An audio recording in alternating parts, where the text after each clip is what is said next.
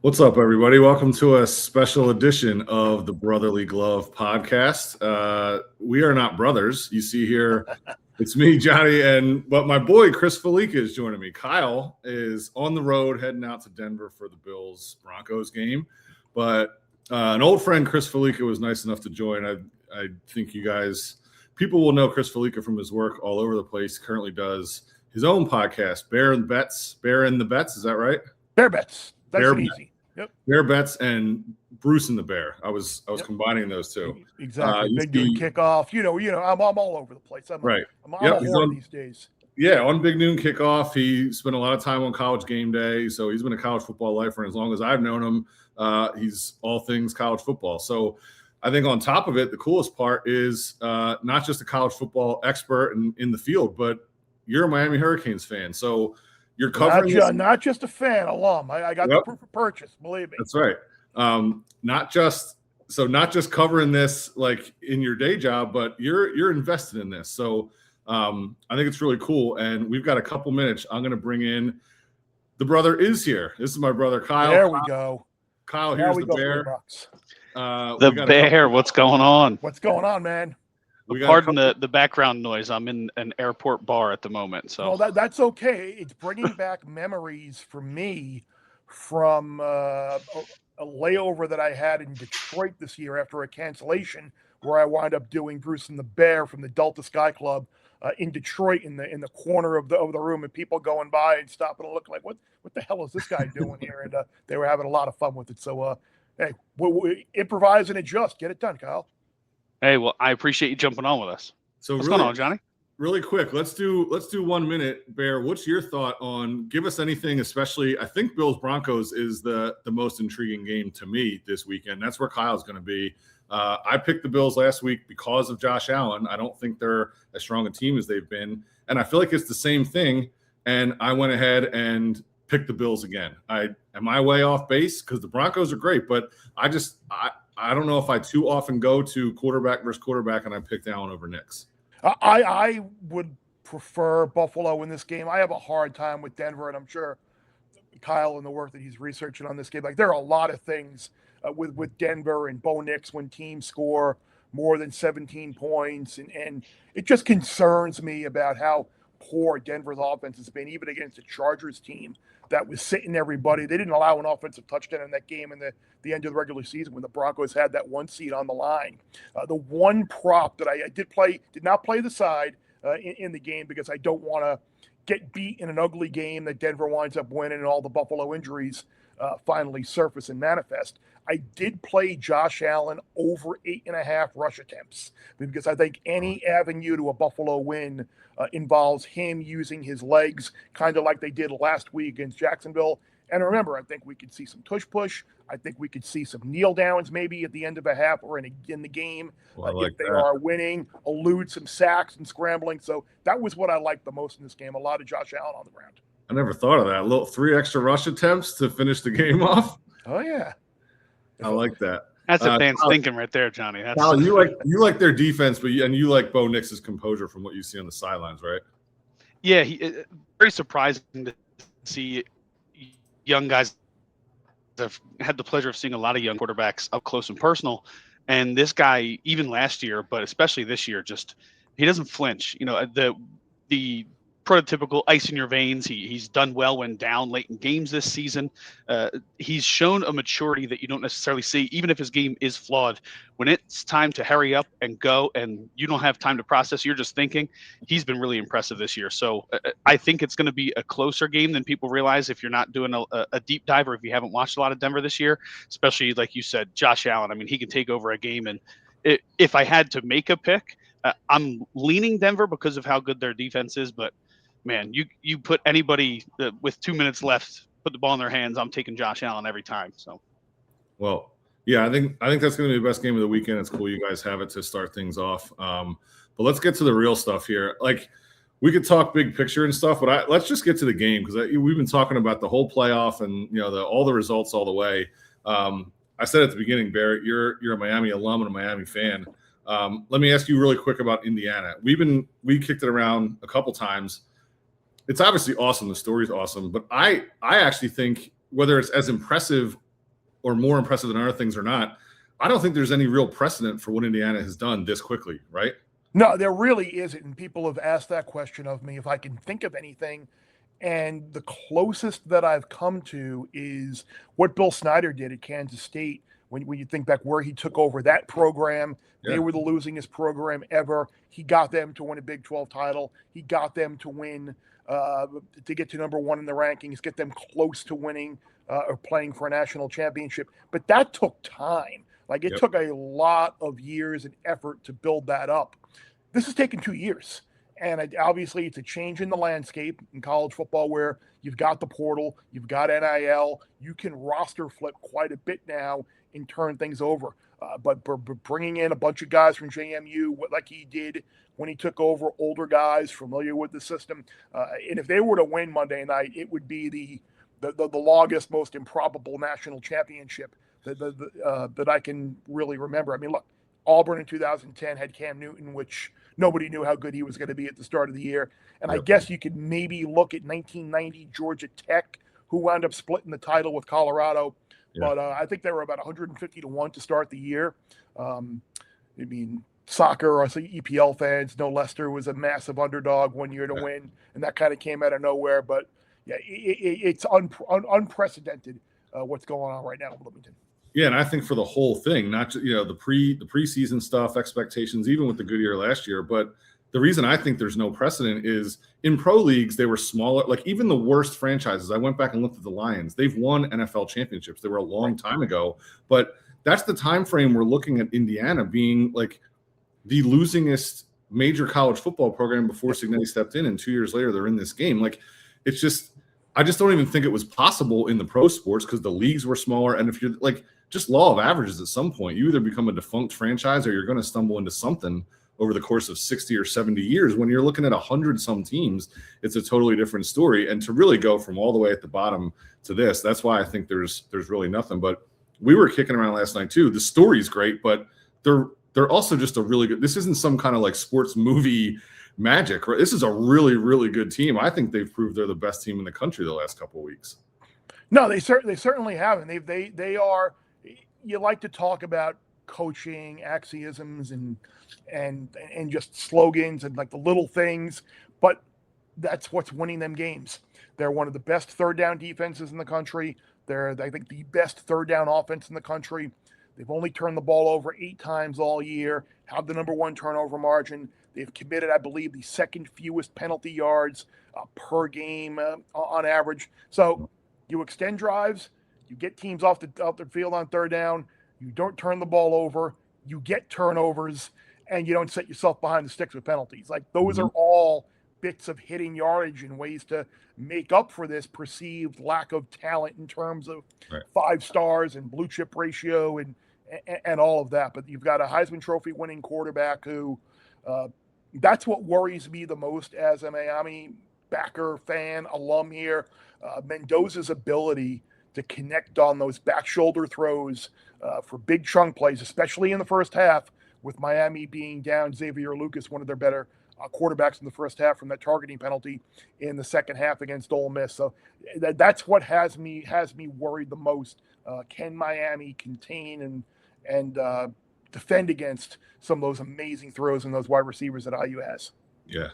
Kyle, I'm sure you got to run soon. You want to say or ask anything about Indiana before we get over to the Miami side?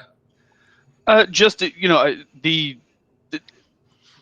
thing that I asked last night when we were discussing this was, Cignetti. All the talk has been about how effective he's been in the portal and recruiting guys and getting the most out of guys and developing guys in a quick manner. What does he bring in a traditional coach sense? Because obviously the way you think of coaches in the NFL versus the college level are different.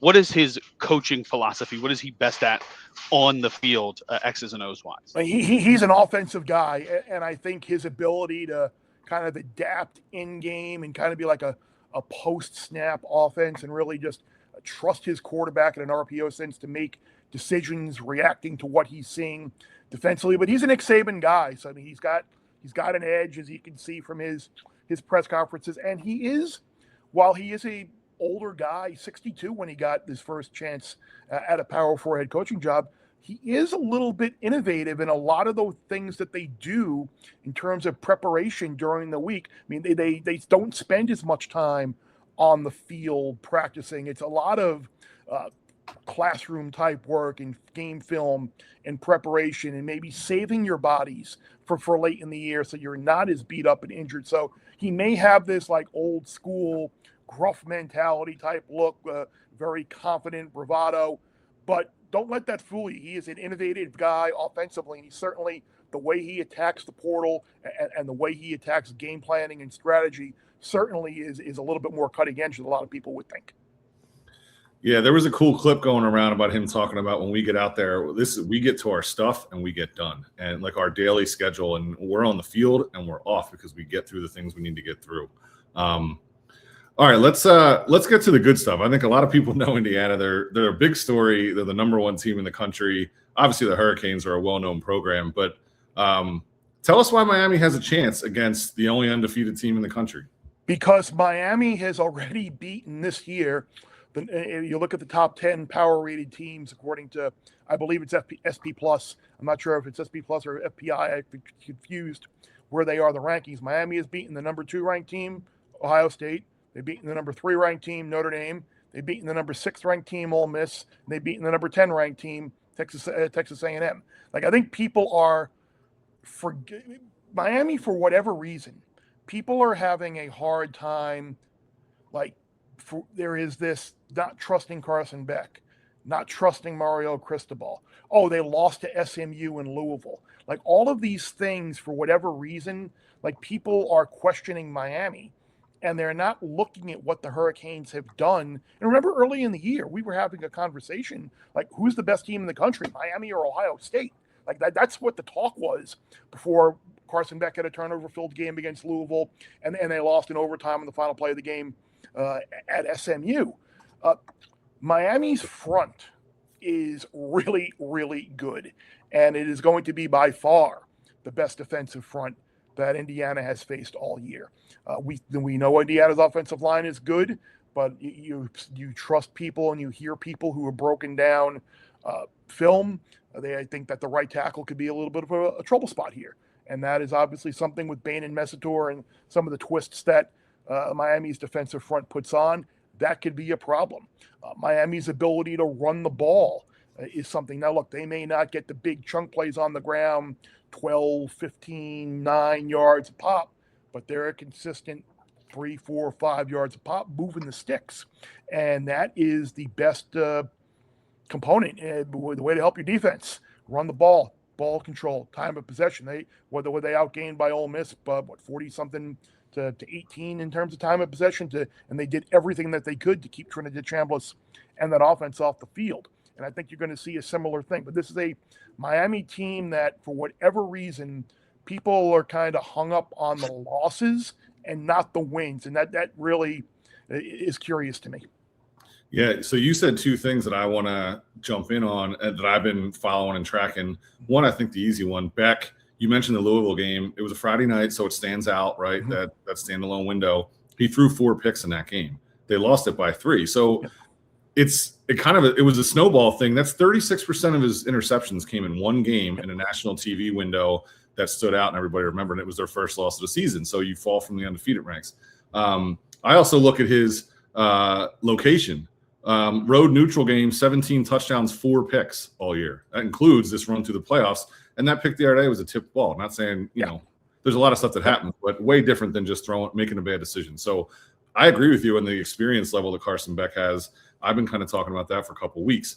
And you mentioned the trenches. This is my made up stat, but I mean, all stats. It's okay. That's what we do as researchers. We create and make stuff up. Right. And all stats are made up. Right. But I look at, and this is not a complete picture, but I like to look at difference between defensive pressure percentage and offensive pressure percentage. So a team that pressures the quarterback and protects their own. Miami has by far the largest differential in their defensive pressure percentage and the pressure percentage they allow on their own quarterback. I like that. That's a good number.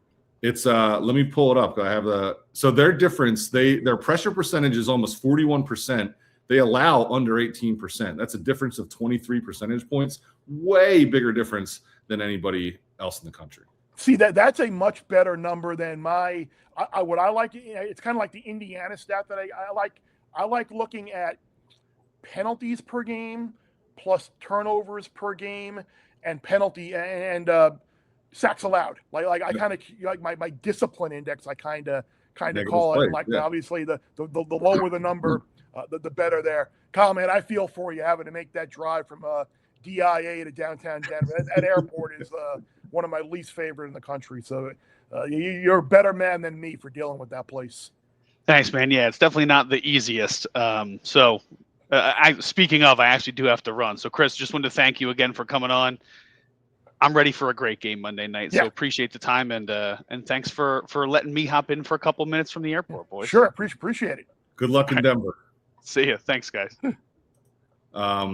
Yeah, so it's fun, that doesn't pay. It's really only on the passing downs, but there's got to be. I don't know what the impact is, but you call plays and react to things that like it just to me that shows it's been a talking point all year about the strength they have in the trenches, and it's just a way to illuminate that. And the fact that it's that big of a difference than other teams, I've been harping on that one. So I agree with you on that stuff.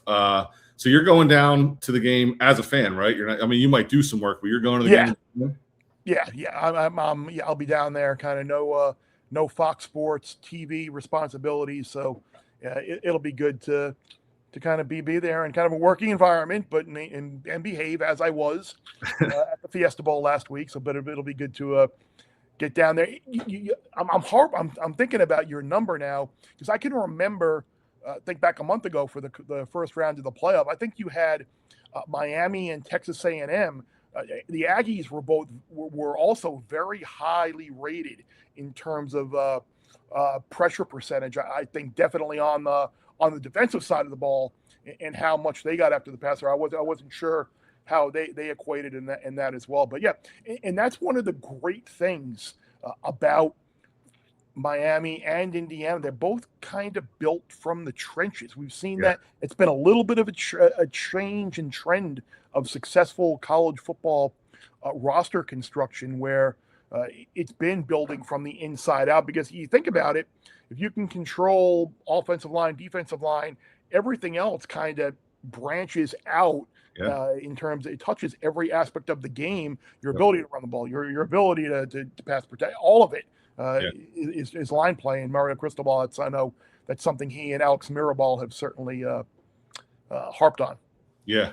Well, I'm gonna go back to our buddy Jason Starrett and tell him you like that stat. He said, "What is this made up stat?" So I'm gonna let him know this. We're back on with the pressure differential. Can you make that a true media differential there for me? I'll bookmark that one and make it easy access for me. Yeah, I'll send you my spreadsheet too if you want to walk around with it down in Miami and let people know. Right. All right. So what's your approach as a fan? How much I know in our gig it's hard to.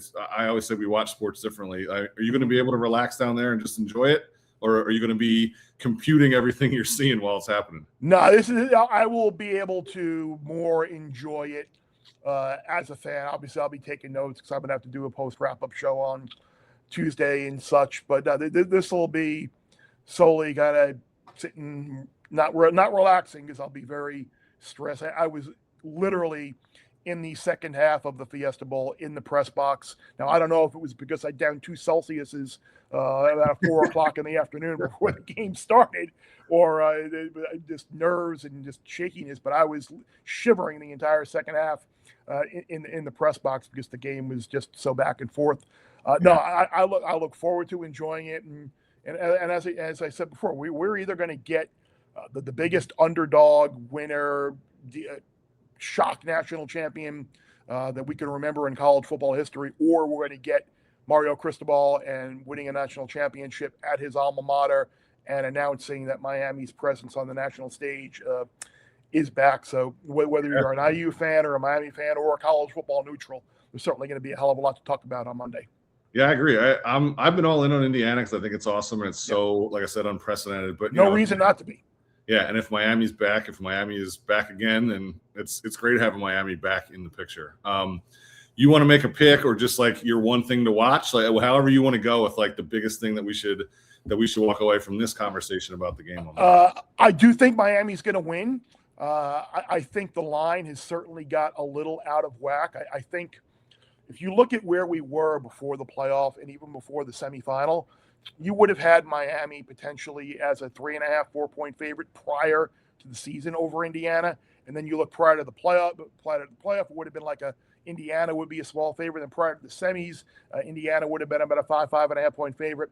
And now the line has gotten completely out of whack because you've had Indiana absolutely crush an Alabama team that in our world, we talked about in Alabama not really being a playoff team. The way they played the last 5 weeks of the year really wasn't very good. They got blown out by Florida State early in the year. The offensive line throughout the year really wasn't very good. They were unable to run the ball.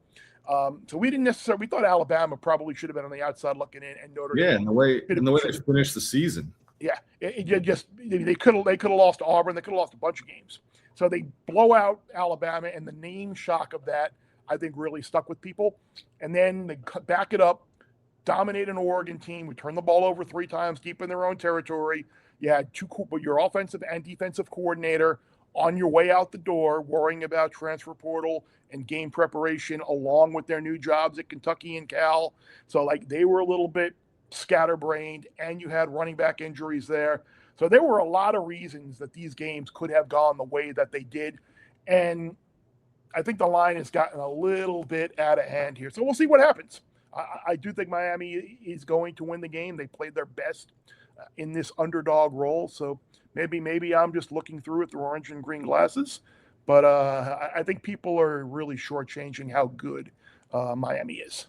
I think people have seen it the last couple of weeks too. I mean, they've been good wins. They've beaten good teams, but I don't think there's anything fluky about it. They're playing really well, and I've said the same thing. Just when you're watching it, throw the stats out, whatever. And I've said the same thing about Indiana's defense. They tackle so hard, it almost feels violent. And both teams feel like that. And I'm really pumped up for Monday. I think it's going to be an awesome matchup.